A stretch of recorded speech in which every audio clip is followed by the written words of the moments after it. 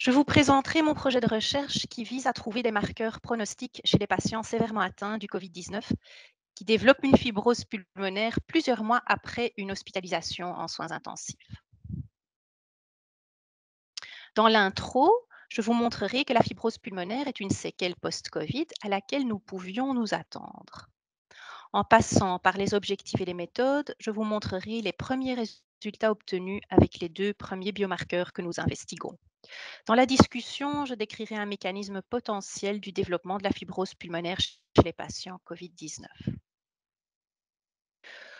Au début de la pandémie, en pleine phase aiguë de la nouvelle maladie COVID-19, je me posais la question si nous pouvions anticiper sur les séquelles au long terme, telles la fibrose pulmonaire post-Covid. Pourquoi j'y avais pensé? Parce que les épidémies précédentes de SARS avaient démontré des lésions fibrotiques dans le suivi des patients un mois après hospitalisation. En 2003, Antonio et collègues ont décrit l'image de fibrose par scan thoracique chez 24 survivants du SARS-CoV-1. Cela était plus prononcé chez les patients critiques et les personnes âgées. Pour cette raison, j'ai débuté un projet de recherche en mai 2020 en collectionnant des échantillons de patients COVID-19 sévères aux soins intensifs, en collaboration avec Dr Alain Roman et notre pneumologue Dr Marie Brunel pour le suivi des survivants après les soins intensifs. Dans une première population du CHU Saint-Pierre, nous avons effectivement trouvé que 86% des patients COVID-19 sévères développent une fibrose pulmonaire au scan CT après 3 mois. Entre-temps, les données s'accumulent et avec le recul que nous avons maintenant, nous savons que la fibrose pulmonaire fait partie des séquelles prévalentes après une COVID-19. Plusieurs scientifiques le décrivent. Par exemple, Ball et collègues ont déterminé que le scan CT possède une sensibilité de 100% et une spécificité de 67% pour détecter la fibrose pulmonaire. J'aimerais trouver des réponses aux questions clés suivantes. Comment relier la clinique d'une fibrose pulmonaire à des nouveaux biomarqueurs diagnostiques? Deuxièmement, les candidats biomarqueurs qui entrent en considération dans la recherche de COVID-19 sévère et fibrose pulmonaire sont l'enzyme de conversion d'angiotensine 2, qui est le récepteur du SARS-CoV-2, ACE et angiotensine 2, qui font partie de la voie de signalisation classique de l'angiotensine, tandis que l'ACE2 fait partie de la voie non classique. À côté des effets connus de l'hypertension créée par l'angiotensine 2, cette peptide est également à la source de microthrombite dans la vascularisation pulmonaire. Elle est profibrotique et pro-inflammatoire et crée ainsi une atteinte pulmonaire. Le dernier marqueur, KL6 ou Krebs van den Longen 6, est un paramètre utilisé dans la fibrose pulmonaire idiopathique, mais pas encore répandu en Europe. Elle fait partie des guidelines japonaises pour le suivi des maladies pulmonaires interstitielles en routine. Troisièmement, le but de mon étude est d'arriver à une interprétation clinico-biologique pour chaque marqueur et de comprendre leur rôle au niveau des cellules alvéolaires épithéliales de type 2, AT2.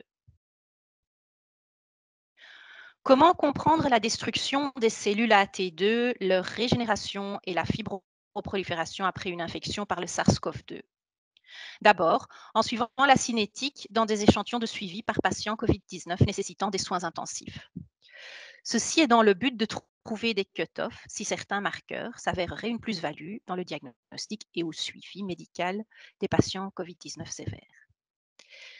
Les patients COVID-19 sévères qui auront survécu après les soins intensifs recevront un suivi en pneumo à 3 et 6 mois, puis 1 et 2 ans pour établir la fonction pulmonaire et réaliser la prise d'échantillons.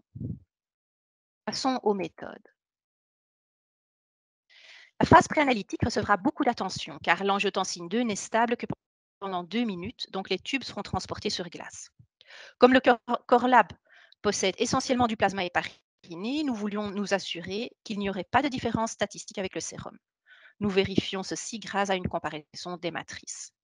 L'étude de performance analytique sera effectuée comme une validation classique avec répétabilité, fidélité intermédiaire, biais, exactitude, limite de quantification, linéarité et comparaison d'instruments. L'étude clinique rétrospective analysera les biomarqueurs chez les patients sévères et critiques pendant leur première hospitalisation aux soins intensifs. Ce groupe sera comparé à des contrôles sains, des patients COVID-19 légers ou asymptomatiques et des patients avec pneumonie non Covid, c'est-à-dire des pneumonies bactériennes. Les patients oncologiques seront exclus. Pour l'étude prospective, les survivants COVID-19 post-soins intensifs recevront un suivi en pneumo à CHU Saint-Pierre et à Bruckmann. Et nous voulons trouver des contrôles ajustés pour l'âge et le sexe. Nous ciblons un nombre de 60 patients qui auront un suivi pneumologique complet avec des tests de fonction respiratoire, des scans CT à chaque consultation et 4 moments de prise de sang pour les analyses au laboratoire. Au début de la pandémie, nous avons commencé à inclure des patients lors de la première vague COVID-19. À ce moment-là, il n'existait pas encore des classifications internationales des patients. Donc, nous nous sommes référés au protocole chinois qui décrit les cas sévères. Un adulte ayant une détresse respiratoire supérieure à 30 respirations par minute ou une saturation d'oxygène inférieure à 93% au repos ou une pression partielle artérielle d'oxygène sur une fraction d'oxygène inspiré inférieure à 300 mmHg est considéré un cas sévère.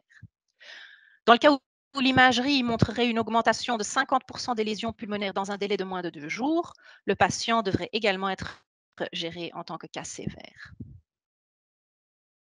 La comparaison de groupes se fera par méthode non paramétrique comme Wilcoxon, Mann-Whitney ou l'analyse de variance à un facteur, One-Way ANOVA ou Kruskal-Wallis. Une analyse multivariée combinera les résultats des biomarqueurs, les scores de sévérité et la symptomatologie des patients COVID-19. Toute une série de données cliniques et scores de sévérité, ainsi que des facteurs confondants, seront récoltés pour chaque patient. Pour les données cliniques, nous avons bien entendu tenu compte des comorbidités typiques des profils des patients COVID-19, comme le diabète, l'obésité, l'hypertension et les maladies respiratoires chroniques. La description des patients donnera déjà des informations intéressantes et inclura entre autres l'âge et le sexe et les médicaments comme le remdesivir et la dexaméthasone. Alors, quel est le nombre de patients nécessaires dans cette étude pour obtenir une signification statistique? Je vous montre un calcul de puissance statistique. C'est une estimation en début de l'expérience. Je vise à une différence de 13 unités par litre pour l'ACE en moyenne entre les deux populations que nous comparons, avec un écart type de 10. Et j'aimerais limiter mon erreur à un risque de 5%, donc 95% des malades sont sur des courbes distinguées. Alors, le nombre statistique significatif pour l'étude d'ACE est de 12 patients. Si j'observe une différence chez 12 patients par rapport à 12 contrôles sains, c'est que la différence est réelle. Je me doute bien que ce sera encore plus précis quand je rassemblerai plus de patients. Pour le cas L6, nous pouvons effectuer le même exercice et obtenons un nombre statistique significatif de 14 patients à comparer à 14 contrôles sains. Passons aux résultats de 4 posters et un article. Avant l'étude clinique, nous voulions nous assurer du bon fonctionnement des kits utilisés et pour cela, nous avons évalué la performance analytique. Pour l'angiotensine 2, nous n'avons pas obtenu de résultats au-dessus de la limite de quantification, ni avec le kit radio-immunoessai, ni avec le kit ELISA, Research Use Only. Nous savions néanmoins que l'angiotensine 2 n'était pas stable. Pour cela, nous avons prélevé les échantillons dans les meilleures conditions, c'est-à-dire sur de la glace, avec un acheminement immédiat au labo, une centrifugation à froid et une congélation directe. Par contre, la procédure d'utilisation des kits demandait une préparation d'échantillons prolongée à température plus élevée. Bien que l'extraction était à 4 degrés, l'évaporation, par exemple, était à 37 degrés. Ceci pourrait être une cause de dégradation de la molécule ciblée. Le kit d'ACE2 nécessitait un calcul compliqué de régression à 4 paramètres logistiques qui malheureusement n'a pas donné de résultats probants. Ce kit mesurait la concentration d'ACE2. Nous avons pensé à une autre approche, notamment la mesure de l'activité de l'enzyme ACE2 dans le futur. Pour le kit d'ACE, qui mesure l'activité, nous connaissions les performances analytiques comme nous utilisons déjà ce test en routine dans le cadre de la sarcoïdose. La précision est acceptable, mais il est important de savoir que nous ne pouvons pas utiliser des échantillons de plasma EDTA car ils causent une inhibition de l'enzyme de conversion d'angiotensine. Pour KL6, nous avons déterminé l'exactitude sur base de la fidélité intermédiaire et du biais. Nos résultats répondent aux critères de performance prédéfinis. Pour l'erreur totale, nous restons en dessous de 20,8%. Les spécifications pour les performances analytiques peuvent être retrouvées dans la base de données du European Federation of Laboratory Medicine suivant la variation biologique. Comme il n'existe pas de spécification pour le KL6, nous nous sommes basés sur celle du marqueur tumoral CA15.3 qui connaît une homologie structurelle avec le KL6, comme ils appartiennent tous les deux à la famille des mucines 1. La limite de quantification de l'insert a été confirmée à 14 unités par millilitre avec un CV qui s'approche des 10%. Le test est linéaire dans le domaine que nous avons analysé. Et nous l'avons comparé avec un autre instrument Lumipulse, ce qui donnait un passing Bablock acceptable. L'une comparaison s'est faite avec l'Université de Liège sur un Lumipulse G602 et l'autre comparaison au sein de notre labo entre deux types d'instruments G602 versus G1200. Pour nous rassurer de la phase préanalytique, nous avons effectué une comparaison des matrices sérum avec plasma hépariné et il n'y a pas de différence, donc nous pouvons utiliser les deux spécimens en routine. En ce qui concerne la stabilité, les échantillons sont stables une semaine au frigo et résistent à 3 cycles de congélation, décongélation. Passons aux résultats cliniques. Avec Miley Slowers, nous avons gagné le meilleur abstract en biochimie médicale au symposium du Royal Belgian Society of Laboratory Medicine. Nous trouvions une activité d'ACE plus élevée chez les patients COVID-19 sévères par rapport aux non sévères et groupe contrôle. En plus, les échantillons de suivi montraient une cinétique ascendante uniquement chez les patients aux soins intensifs. Dans l'augmentation de l'ACE, la pente était la plus élevée chez les patients les plus critiques. Notamment, ceux qui décédaient avaient une augmentation jusqu'à 5,65 unités par litre par jour. Voici les cinétiques ascendantes qui sont le plus prononcées chez les patients décédés en bleu clair et en orange. Chaque couleur représente un patient avec ses échantillons de suivi durant son hospitalisation. LOS signifie length of stay ou la durée d'hospitalisation. Avant la flèche rouge, les patients se trouvent aux soins intensifs et nous voyons que l'ACE augmente. Après la flèche rouge, ils sont déchargés des soins intensifs et se trouvent en revalidation. Les diminutions d'ACE en jaune et vert sont donc observées quand les patients vont mieux. Voici un autre poster du RBSLM. Avec Fanny Pontieux, nous avons découvert une concentration de calcis plus élevée chez des patients COVID-19 sévères comparée aux non sévères et contrôle sain. Le niveau de calcis n'était pas différent chez les sujets COVID-19 asymptomatiques par rapport aux sujets sains. Par contre, le taux de calcis marquait clairement la sévérité de la maladie COVID-19 car il était plus élevé chez les patients COVID-19 sévères aux soins intensifs. Dans notre population aux soins intensifs, le taux de calcis n'était pas supérieur chez les patients qui décèdent par rapport aux survivants.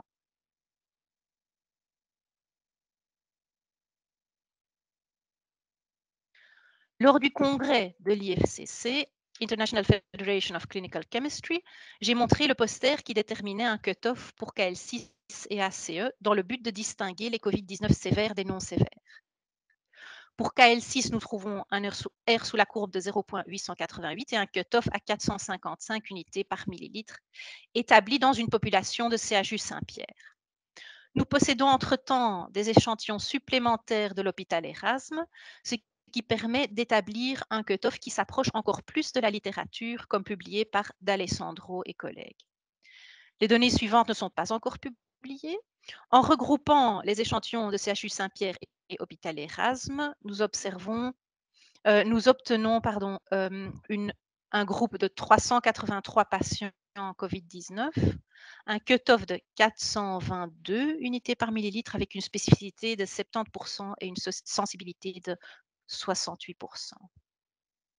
À côté, donc à droite, pour l'ACE, nous avons établi deux courbes ROC. L'une, qui est montrée ici, reprend le taux d'ACE avec un cut-off à 38 unités par litre et indique une plus forte probabilité que les patients appartiennent au groupe des Covid sévères aux soins intensifs avec syndrome de détresse respiratoire aiguë.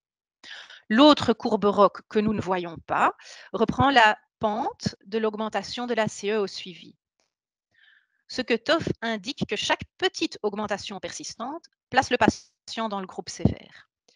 Effectivement, chez les contrôles sains, nous ne trouvions pas de cinétique d'augmentation, mais plutôt une stagnation d'ACE dans les échantillons de suivi. Un dernier poster aurait dû être présenté à EuroMedLab il y a 2 semaines, mais les circonstances sanitaires en ont décidé autrement. EuroMedLab sera postposé aux vacances de Pâques. Entre-temps, l'abstract a été publié dans Clinical Chemistry and Laboratory Medicine. Il s'agit du suivi jusqu'à 1 an chez les patients Covid-19 sévères pour lesquels nous avons mesuré le KL6 et des marqueurs biochimiques de routine connus pour leur intérêt dans cette maladie, c'est-à-dire la CRP, la ferritine, lactate déshydrogénase et troponine T. Dans une population de 22 patients, nous possédions tous les échantillons de suivi à chaque consultation pneumologique chez 12 patients. Les caractéristiques démographiques de ces patients étaient une majorité d'hommes, un âge moyen de 55 ans, la moitié étant obèse, 45% avec hypertension artérielle, un tiers de diabète, tous avec un syndrome de détresse respiratoire aiguë, une durée d'hospitalisation de 21 jours en moyenne à l'USI, 64% sous ventilation mécanique, 9% sous ECMO durant la phase aiguë de l'infection au SARS-CoV-2. Aux soins intensifs, les patients Covid sévères avec les points verts sur le graphique montraient des taux de biomarqueurs plus élevés par rapport au contrôle sain avec les carrés noirs. Ici, nous voyons KL6 et CRP, mais ces résultats significativement plus élevés chez les Covid-19 sont également trouvés à l'USI pour les autres marqueurs de biochimie générale de routine. Je montre spécifiquement les graphiques de KL6 et CRP parce qu'ils marquent la sévérité. Ils sont notamment plus élevés chez les patients Covid-19 sévères par rapport au sujet Covid-19 asymptomatique ou léger, comme nous voyons avec les triangles noirs. Ces graphiques montrent également en bleu les échantillons de suivi des Covid-19 sévères après décharge des soins intensifs. La CRP se normalise immédiatement 3 mois après les soins intensifs, ainsi que les biomarqueurs de biochimie générale, tandis que le KL6 persiste. Le nombre, excusez-moi. Donc effectivement, le KL6 persiste. Il persiste dans 75% des survivants au Covid, 1 an après les soins intensifs. Quand nous regardons le graphique à droite, montrant les 3 moments différents des consultations chez le pneumologue à 3, 6 et 12 mois, nous ne voyons pas de différence significative de la moyenne du groupe. Cela dit, il n'y a pas d'évolution du taux du KL6 durant la première année post-USI pour la majorité des patients Covid-19 sévères. Il sera intéressant de relier ces données au scan CT et à la fonction respiratoire prise lors du suivi en consultation de pneumologie. Pour terminer les résultats intermédiaires de mon projet de recherche, je vous montre l'article qui se consacre à la description médicale de nos patients. Au scan thoracique, l'image A montre le verre dépoli typique à l'admission. Chez les patients Covid-19 sévères, 17 des 20 segments étaient atteints en moyenne durant l'hospitalisation aux soins intensifs. Le nombre de segments atteints diminuait au scan CT 3 mois post-USI. Et l'image évoluait vers de la fibrose pulmonaire chez 19 patients des 22. Pour les radiologues entre nous, cela se voit sur la photo B. Une évaluation fonctionnelle pulmonaire à 3 mois montre une DLCO anormale dans 45% des patients, ce qui représente une mauvaise diffusion du bicarbonate dans la membrane alvéolo-capillaire. Finalement, une évaluation de la capacité d'effort a été effectuée pour détecter une hypoxémie à l'effort. Nous voyons qu'au test de marche, 65% obtient des résultats anormaux et que 30% désaturent à l'effort. Je récapitule que nous avons trouvé des taux augmentés de KL6 et ACE chez les patients COVID sévères à l'USI. Le KL6 correspond à un marqueur pronostic de la sévérité en employant le cutoff à 455 unités par millilitre. Une deuxième courbe ROC a été établie pour KL6 dans le but de distinguer les COVID sévères des contrôles sains pour déterminer quand KL6 se normalise dans les échantillons de suivi. Pour cela, cet autre cutoff se trouve à 275 unités par millilitre. Nous essayons de comprendre le rôle de ces marqueurs dans les cellules épithéliales alvéolaires de type 2. Ces cellules AT2 sont une population hétérogène qui sécrètent le surfactant et connaissent un rôle régénératif dans l'alvéole pour maintenir l'homéostasie pulmonaire. Elles communiquent avec les macrophages alvéolaires et coordonnent leurs actions pour protéger les poumons contre les infections. Cette communication bidirectionnelle ou crosstalk entre cellules se fait par des glycoprotéines membranaires, comme par exemple le KL6, des récepteurs, des médiateurs et des vésicules extracellulaires. Il paraît qu'un dysfonctionnement des cellules AT2 serait à l'origine même de la physiopathologie de la fibrose pulmonaire idiopathique et d'autres maladies pulmonaires interstitielles. Dans la fibrose pulmonaire idiopathique, les fibroblastes exprimeraient plus d'ACE2. Pour la suite de cette étude, des échantillons complémentaires seront analysés et les résultats de biochimie seront comparés au scan thoracique et au test de fonction pulmonaire. Dans ce cadre, nous espérons pouvoir lier les séquelles pulmonaires aux biomarqueurs qui persistent, comme par exemple le KL6. Dans les perspectives, nous aimerions inclure les nouveaux biomarqueurs dans une stratégie diagnostique spécifique à la COVID-19. Qui sait, nous arriverons peut-être à défendre un remboursement par l'INAMI avec une règle de diagnostic, comme la suspicion de la maladie pulmonaire interstitielle, le syndrome de détresse respiratoire aiguë, la COVID-19 en phase aiguë et au suivi pour le KL6. Une limitation de l'étude est la difficulté d'obtenir la totalité des échantillons aux 5 moments précis, c'est-à-dire 1 à l'USI et 4 en pneumo, car des patients se désistent durant le cours de l'étude. Mais aussi, la collection des tubes pendant les soins intensifs ne s'est pas faite pour tous les patients qui sont revus en pneumo au suivi. La phase préanalytique nécessite de la glace pour le tube TTA et c'est compliqué d'obtenir ces échantillons lors de la phase aiguë d'ARDS aux soins intensifs. À quoi ressemblera le futur et comment les séquelles post-Covid-19 seront-elles traitées? Probablement que des centres Covid-19 spécialisés offriront une approche multidisciplinaire. Comme la Covid-19 représente une atteinte systémique multiorganique, une atteinte cardiaque, neurologique, souvent avec dyspnée, thromboembolie, rétablissement lent, longue révalidation et un impact sur la morbidité à long terme. La biologie clinique connaîtra certainement une place à côté des pneumologues, radiologues et autres spécialistes. Je remercie tous mes collègues pour leur implication, aide et soutien.